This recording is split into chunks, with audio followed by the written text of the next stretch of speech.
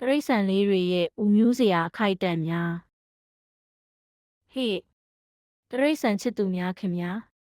ဒီနေ့တော့ကျွန်တော်တို့ရဲ့ချစ်စရာတရိษံလေးတွေရဲ့ဦးမျိုးစရာအခိုက်အတန့်တွေကိုဝေမျှသွားမှာပါရေမောပျော်ရွှင်ဖို့အစဉ်သင့်ပဲလားပထမဆုံးအနေနဲ့ကြောင်လေးတွေရဲ့ထူးထူးဆန်းဆန်းအပြုအမူတွေအကြောင်းပြောပြမယ်ဘာလို့သူတို့ကစက္ကူပုံးတွေကိုအတင်းတိုးဝင်နေတာလဲပြီးတော့ခွေးလေးတွေကဘာလို့သူတို့ရဲ့အမီးကိုလိုက်ဖမ်းနေတာလဲတကယ်ကိုနားမလည်နိုင်စရာပဲနော်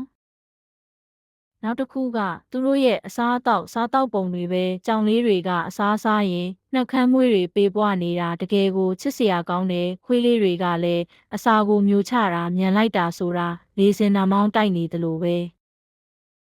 သူတို့ရဲ့အိပ်စက်ပုံတွေကလည်းပြောစရာပဲတစ်ကောင်နဲ့တစ်ကောင်ဖက်အိတ်နေတာတွေခေါင်းကိုမှောက်အိတ်နေတာတွေကတကယ်ကိုရေစရာကောင်းပြီးချစ်ဖို့လည်းကောင်းပါတယ်တခါတလေကျတော့သူတို့အိတ်နေတာကိုကြည့်ပြီးကျွန်တော်တို့ပါအိတ်ချင်လာတယ်